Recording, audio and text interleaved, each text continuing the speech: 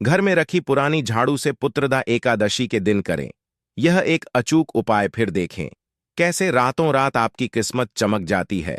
जय श्री हरि विष्णु, जय मां लक्ष्मी। दोस्तों, एकादशी का व्रत समस्त व्रतों में श्रेष्ठ माना जाता है। शास्त्रों में एकादशी के व्रत को व्रतराज कहा गया है, मतलब सभी व्रतों में सर्वोत्तम व्रत होता है। इस व्रत में भगवान श्री विष्णु, जो कि जगत के पालनहार हैं, उनके निमित्त यानी कि भगवान श्री विष्णु की कृपा पाने के लिए, उन्हें प्रसन्न करने के लिए व्रत धारण करके और विधि विधान से भगवान श्री विष्णु का पूजन किया जाता है। भगवान श्री हरि विष्णु को समर्पित होता है एकादशी का व्रत। और हर महीने में 2 बार एकादशी का व्रत आता है, एक शुक्ल पक्ष में, एक कृष्ण पक्ष में। बहुत से भक्त दोनों एकादशी का व्रत करते हैं, लेकिन कई भक्त सिर्फ एक ही एकादशी का व्रत धारण करते हैं। तो यह पूरी तरह से भक्तों की श्रद्धा पर निर्भर करता है कि वह किस एकादशी का व्रत धारण करना चाहते हैं। लेकिन शास्त्रों के अनुसार अगर आप एकादशी का व्रत नहीं भी करते हैं, सिर्फ एकादशी व्रत के दिन सात्विक भोजन करते हुए भगवान श्री विष्णु का पूजन करते हैं, तो पूजन करने मात्र से ही मन की समस्त कामनाएं भक्तों की पूर्ण हो जाती हैं और समस्त प्रकार के पापों से छुटकारा मिल जाता है। चाहे पाप इस जन्म के हो या पूर्व जन्म के संचित पाप कर्म हो, समस्त प्रकार के पापों से मुक्ति मिल जाती है। तो एकादशी का व्रत बहुत ही श्रेष्ठ माना जाता है। अगर आप व्रत करते हैं तब तो अत्यंत श्रेष्ठ है, लेकिन जो भक्त व्रत नहीं करते हैं, उन्हें भी आज के दिन भगवान विष्णु का पूजन अवश्य करना चाहिए। तो आज की वीडियो में हम आपसे पुत्रदा एकादशी के दिन झाड़ू से जुड़े उपाय के बारे में बात करने वाले हैं। झाड़ू से जुड़ी यह संपूर्ण जानकारी आपको आज की वीडियो में शेयर करने वाले हैं। तो आषाढ़ मास के शुक्ल पक्ष की पुत्रदा एकादशी से संबंधित संपूर्ण जानकारी आपको आज की वीडियो में शेयर करने वाले हैं। लेकिन वीडियो में आगे बढ़ने से पहले, अगर आप भी अपने जीवन में भगवान विष्णु और मां लक्ष्मी की कृपा पाना चाहते हैं, तो वीडियो को लाइक करके कमेंट में जय श्री हरि विष्णु और जय मां लक्ष्मी और ओम नमो भगवते वासुदेवाय नमः लिखना ना भूले। दोस्तों, झाड़ू का हम आपको वह नियम बताने वाले हैं जिससे आपको पता चलेगा कि झाड़ू को किस दिशा में रखना शुभ होता है, झाड़ू कब बदलनी चाहिए, झाड़ू को लेकर आपको ऐसी कौन सी गलतियां नहीं करनी चाहिए जो वास्तुशास्त्र में लिखा हुआ है, वरना आपके जीवन में आपको गरीबी, दरिद्रता, परेशानी, कष्ट का सामना करना पड़ सकता है। दोस्तों, एक बात ध्यान रखिएगा, झाड़ू का सीधा तात्पर्य और सीधा संबंध माता लक्ष्मी जी से होता है। किसी भी व्यक्ति ने अगर झाड़ू का सही उपाय सीख लिया और झाड़ू का सही तरीके से उपाय कर लिया, जो हमारे वास्तुशास्त्र में, धर्मशास्त्र में लिखा हुआ है, तो मान के चलिए आपको साक्षात माता लक्ष्मी जी का आशीर्वाद मिलेगा।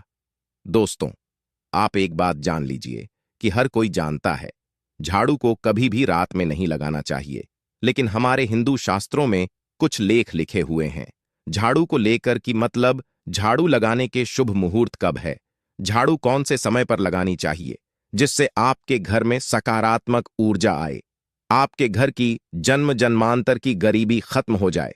दोस्तों, जैसा हमने आपको स्टार्टिंग में ही बता दिया था, झाड़ू का सीधा संबंध माता लक्ष्मी जी से होता है। कहा गया है, माता लक्ष्मी जी को झाड़ू बहुत ही ज्यादा प्रिय होती है। अगर कोई भी व्यक्ति ठीक तरीके से झाड़ू का प्रयोग कर रहा है, तो निश्चित रूप से उसको माता लक्ष्मी जी का आशीर्वाद मिलेगा। उस व्यक्ति के जीवन काल में कभी भी धन संबंधित परेशानी नहीं होगी।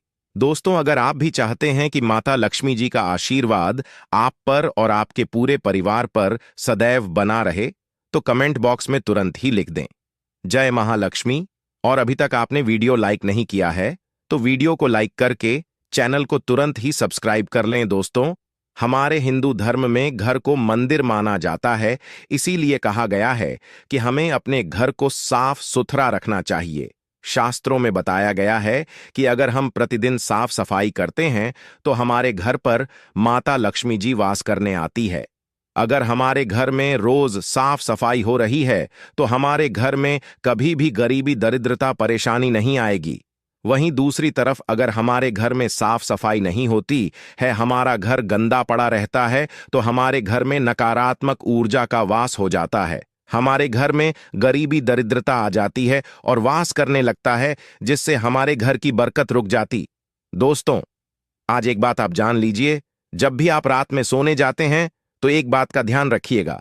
रात्रि के समय ही आपके घर में नकारात्मक शक्तियां, काला जादू, काली शक्तियां प्रवेश कर जाती हैं। लेकिन अगर आप लोग वास्तुशास्त्र के हिसाब से प्रतिदिन झाड़ू लगा रहे हैं और सही मुहूर्त पर लगा रहे हैं, तो कोई भी शक्ति जो आपके घर पर रात में प्रवेश की है, वह आपके घर से हमेशा के लिए चली जाएगी। दोस्तों, बहुत ध्यान दीजिएगा जो आपको हम बताने जा रहे हैं।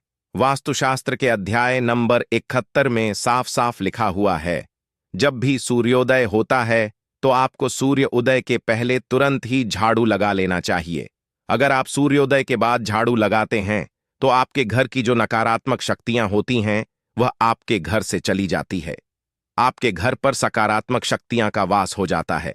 कहने का तात्पर्य है दोस्तों कि हमारे वास्तुशास्त्र के हिसाब से जो सबसे अच्छा समय झाड़ू लगाने का होता है, वह सुबह के वक्त सूर्योदय के बाद का होता है। लेकिन किसी कारणवश हम झाड़ू नहीं लगा पाते हैं, तो दोपहर से पहले अगर आप झाड़ू लगा लेते हैं तो यह बहुत ही ज्यादा शुभ है।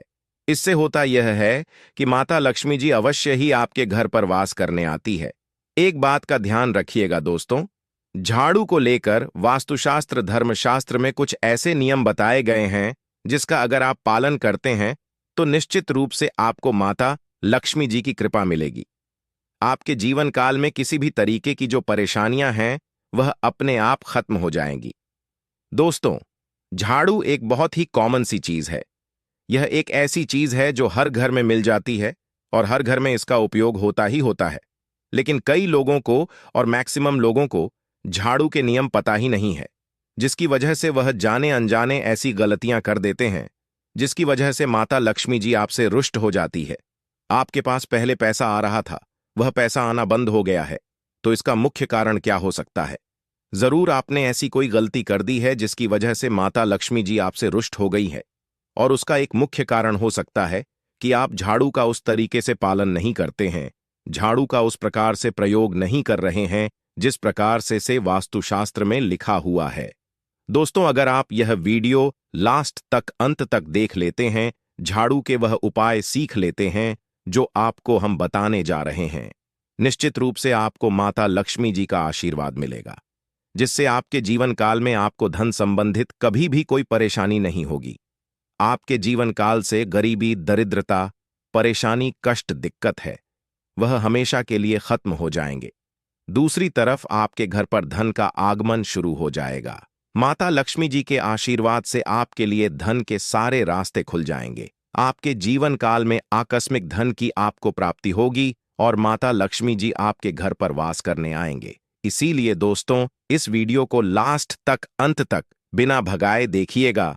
और अभी तक आपने वीडियो को लाइक नहीं किया है, पहले जाकर के वीडियो को लाइक कर दीजिए। तो दोस्तों, कुछ चीजें जिनका आपको ध्यान रखना होगा झाड़ू को लेकर, वह हम आपको बताने जा रहे हैं। तो देखिए, बहुत पहले जो बात है, जो सबसे पहला नियम है झाड़ू को लेकर के, यह नियम है कि कभी भी घर की झाड़ू को अपनी नजरों के सामने मत आने दे।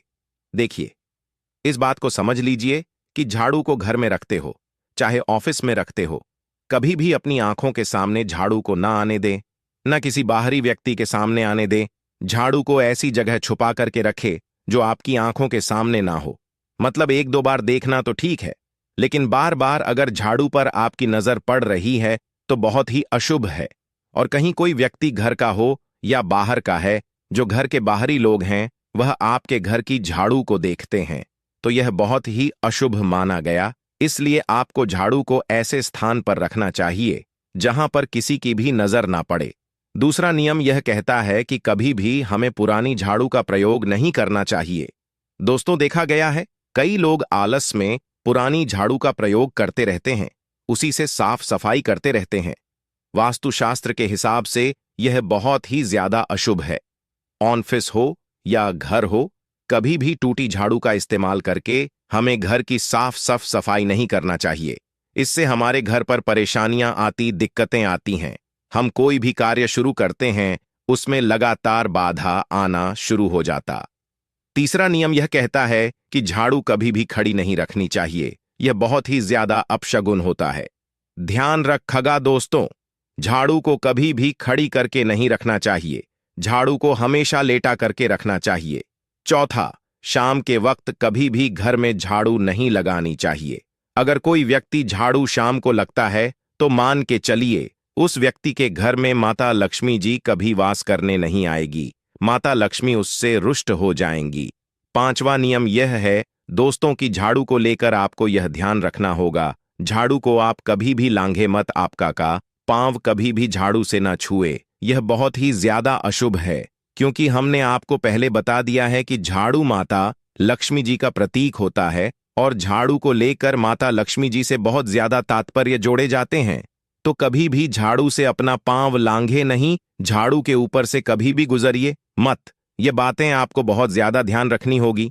छठा नियम यह कहता है कभी भी झाड़ू को गंदगी वाली जगह पर नहीं रखना चाहिए, मतलब ना बाथरूम के बगल में रखना चाहिए, ना शौचालय के बगल में रखना चाहिए। ऐसा अगर आप करते हैं तो निश्चित रूप से दोस्तों माता लक्ष्मी जी आपसे रुष्ट हो जाएंगी। दोस्तों अब आपको जो हम बताने जा रहे हैं इस बात का जरा विशेष करके आप ध्यान रखिएगा।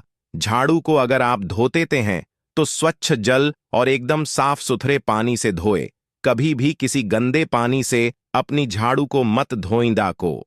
हम वह नियम बताने जा रहे हैं कि झाड़ू को लेकर के आपको ऐसे कौन से प्रयोग करने चाहिए जिससे माता लक्ष्मी का आशीर्वाद मिले और आपके जीवन काल में धन का आगमन बहुत तेजी से हो जाए।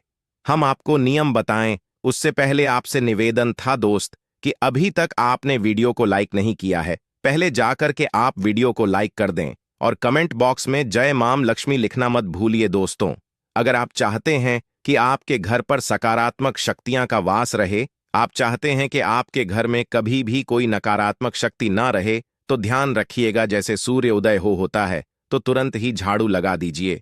यह बहुत ही शुभ माना गया है। यह हम आपको स्टार्टिंग में ही बता चुके थे।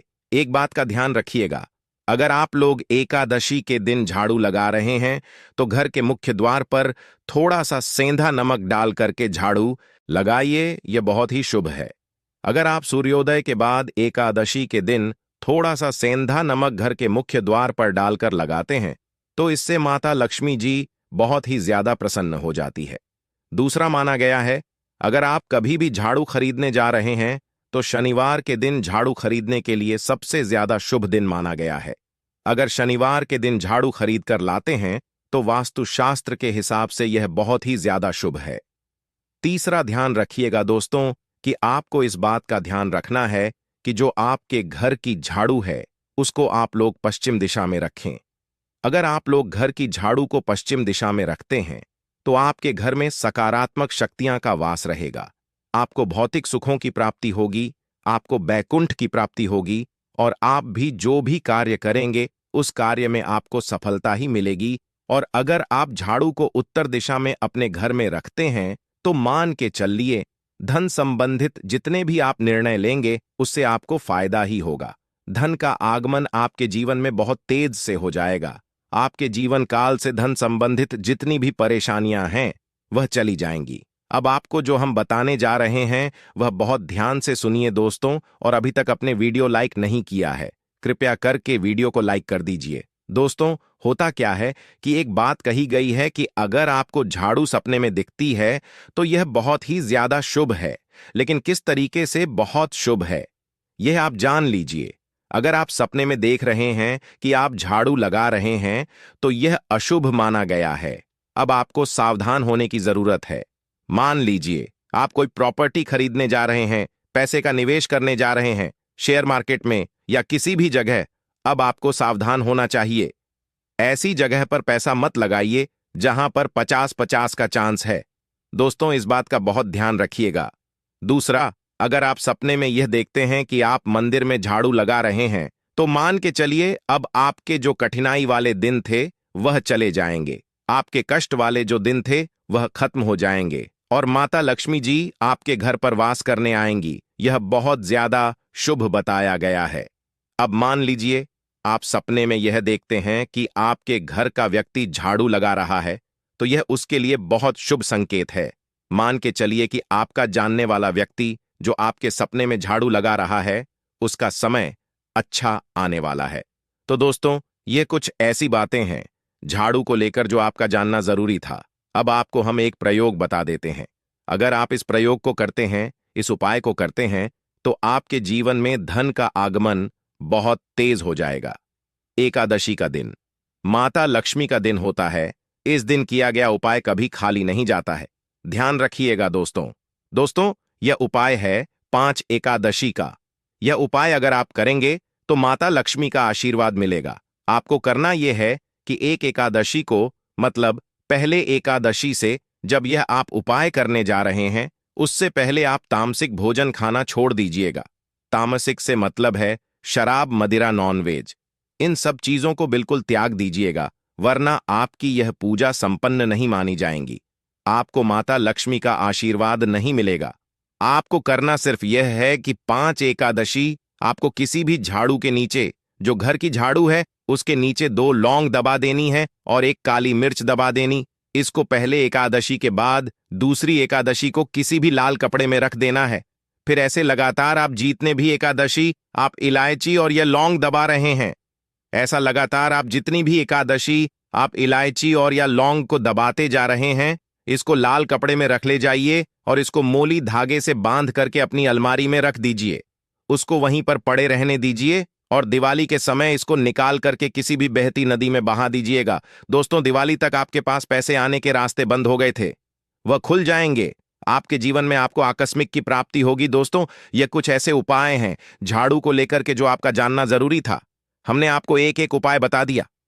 तो आइए अब आपको सुनाते हैं पुत्रदा एकादशी की व्रत कथा, जिसे सुनने मात्र से आपकी सभी मनोकामनाएं की पूर्ति होगी। एक बार की बात है, अर्जुन ने संयम और श्रद्धा से युक्त कथा को सुनकर श्री कृष्ण से कहा, हे मधुसूदन, सावन माह की शुक्ल पक्ष की एकादशी का क्या नाम है तथा उसके उपवास को करने का क्या विधान है? कृपा कर यह सब मुझे विस्तार पूर्वक बताइए। श्री कृष्ण ने कहा, हे अर्जुन, मैं एक पौराणिक कथा सुनाता हूं जिसे महर्षि वशिष्ठ जी ने श्री रामचंद्र जी से कहा था। उसे मैं तुमसे कहता हूं, ध्यानपूर्वक श्रवण करो। एक बार की बात है, श्री राम जी ने महर्षि वशिष्ठ से कहा, हे गुरु श्रेष्ठ, मैंने जनक नंदिनी सीता जी के वियोग में बहुत कष्ट भोगे हैं, अतः मेरे कष्टों का नाश किस प्रकार होगा? आप मुझे कोई ऐसा व्रत बताने की कृपा करें जिससे मेरे सभी पाप और कष्ट नष्ट हो जाए। महर्षि वशिष्ठ ने कहा, हे श्री राम, आपने बहुत उत्तम प्रश्न किया है। आपकी बुद्धि अत्यंत कुशाग्र और पवित्र है। आपके नाम के स्मरण मात्र से ही मनुष्य पवित्र हो जाता है। आपने लोकहित में यह बड़ा ही उत्तम प्रश्न किया है। मैं आपको एक एकादशी व्रत का महात्म्य सुनाता हूं। सावन माह के शुक्ल पक्ष की एकादशी का नाम पुत्रदा एकादशी है। इस एकादशी का उपवास करने से मनुष्य के सभी पाप तथा क्लेश नष्ट हो जाते हैं। इस उपवास के प्रभाव से मनुष्य मोह के जाल से मुक्त हो जाता है। अतः हे राम, दुखी मनुष्य को इस एकादशी का उपवास अवश्य ही करना चाहिए। इस व्रत के करने से मनुष्य के सभी पाप नष्ट हो जाते हैं। अब आप इसकी कथा को श्रद्धापूर्वक सुनिए। प्राचीन समय में सरस्वती नदी के किनारे भद्रावती नाम की नगरी बसी हुई थी। उस री में द्युतिमान नामक राजा राज्य करता था। उसी नगरी में एक वैश्य रहता था जो धन धान्य से पूर्ण था। उसका नाम धनपाल था। वह अत्यंत धर्मात्मा तथा नारायण भक्त था। उसने नगर में अनेक भोजनालय, प्याऊ कुएं, तालाब, धर्मशालाएं आदि बनवाए। सड़कों के किनारे आम, जामुन, नीम आदि के वृक्ष लगवाए, जिससे पथिकोंडा के खेलने में व्यतीत करता था। वह बड़ा ही अधम था और देवता, पितृ आदि किसी को भी नहीं मानता था। अपने पिता का अधिकांश धन वह बुरे व्यसनों में ही उड़ाया करता था। मद्यपान तथा मांस का भक्षण करना उसका नित्य कर्म था। जब काफी समझाने बुझाने पर भी वह सीधे रास्ते पर नहीं आया, तो दुखी होकर उसके पिता, भाइयों तथा कुटुंबों ने उसे घर से निकाल दिया और उसकी निंदा करने लगे। घर से निकलने के बाद वह अपने आभूषणों तथा वस्त्रों को बेच बेचकर अपना गुजारा करने लगा। धन नष्ट हो जाने पर वेश्याओं तथा उसके दुष्ट साथियों ने भी उसका साथ छोड़ दिया। जब वह भूख प्यास से व्यथित हो गया तो उसने चोरी करने का विचार किया और रात्रि में चोरी करके अपना पेट पालने लगा। लेकिन एक दिन वह पकड़ा गया, किंतु सिपाहियों ने वैश्य का पुत्र जानकर छोड़ दिया। जब वह दूसरी बार पुनः पकड़ा गया तब सिपाहियों ने भी उसका कोई लिहाज नहीं किया और राजा के सामने प्रस्तुत करके उसे सारी बात बताई। तब राजा ने उसे कारागार में ढलवा दिया। कारागार में राजा के आदेश से उसे बहुत कष्ट दिए गए और अंत में उसे नगर छोड़ने के लिए कहा गया। दुखी होकर उसे नगर छोड़ना पड़ा। अब वह जंगल में पशु पक्षियों को मारकर पेट भरने लगा, फिर बहेलियां बन गया और धनुष बाण से जंगल के निरीह जीवों को मार मार कर खाने और बेचने लगा। एक बार वह भूख और प्यास से व्याकुल होकर भोजन की खोज में निकला और कठिन मुनि के आश्रम में जा पहुंचा। इन दिनों सावन का महीना था। कठिन मुनि गंगा स्नान करके आए थे। उनके भीगे वस्त्रों की छींट मात्र से इस पापी को कुछ सद्बुद्धि प्राप्त हुई। वह अधम रस के पास जाकर हाथ जोड़कर कहने लगा, हे महात्मा, मैंने अपने जीवन में अनेक पाप किए हैं। कृपा कर आप उन पापों से छूटने का कोई साधारण और बिना धन का उपाय बतलाइए। आश ने कहा, तू ध्यान देकर सुन। आषाढ़ माह के कृष्ण पक्ष की एकादशी का व्रत कर। इस एकादशी का नाम योगिनी एकादशी है। इसका उपवास करने से तेरे सभी पाप नष्ट हो जाएंगे। रस के वचनों को सुन वह बहुत प्रसन्न हुआ और उनकी बतलाई हुई विधि के अनुसार उसने योगिनी एकादशी का व्रत किया। हे श्री राम, इस व्रत के प्रभाव से उसके सभी पाप नष्ट हो गए और अंत में वह गरुड़ पर सवार हो विष्णुलोक को गया। संसार में इस व्रत से उत्तम दूसरा कोई व्रत नहीं है। इसके महात्म्य के श्रवण व पठन से जो पुण्य प्राप्त होता है वह पुण्य 1 सहस्त्र गोदान के पुण्य के बराबर है। तो दोस्तों, आपको हमारी वीडियो कैसी लगी हमें कमेंट में जरूर बताइएगा। साथ ही वीडियो को लाइक करके चैनल को जरूर सब्सक्राइब कर लें। जय श्री हरि विष्णु, जय मां लक्ष्मी।